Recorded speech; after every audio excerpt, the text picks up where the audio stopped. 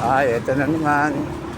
After mag-biking, namin dalawa ni kaibigan Alfred.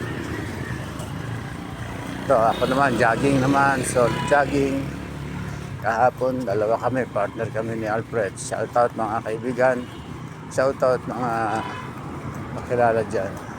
Ito, araw-araw ko na itong ginagawa. Alinhinan, biking, running.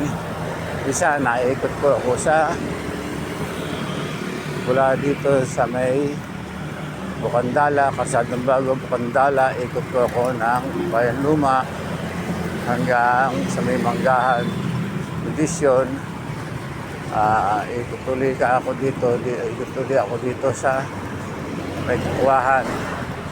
2.5 po ito, isang ikot. Kaya ito ko umikot, tinahaba-habaan ko para makuha ko yung ng aking takbo. Minsan naiksi lang, dito lang. Minsan makaka-6 na kilometro lang ako. 6 na balikan dito sa takbuhan.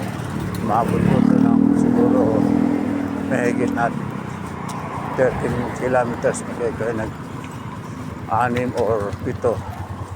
Bilang po ginagawa ko sa araw-araw na aking buhay para mawala ang stress, mawala mga problema at anumang iniisip sa buhay.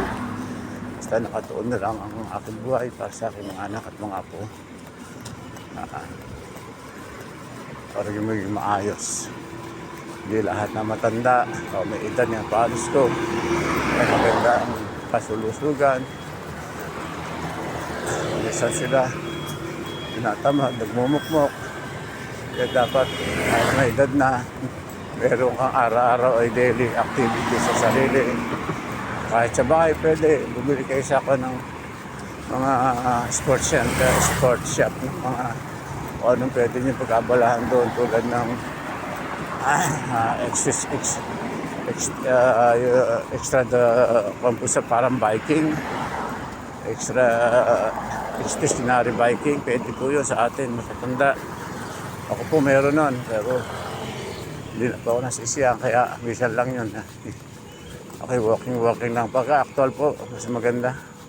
Kasi doon sa mga binibili dyan sa kwan, nakakainip din dito. May nakakilala kang bago, kakwentuhan, ibang lugar, nakakasimoy ka ng hangin, na fresh air sa ibang lugar. Kaya po, tayong mga may edad, magsikap, tama rin, labas kayo dyan.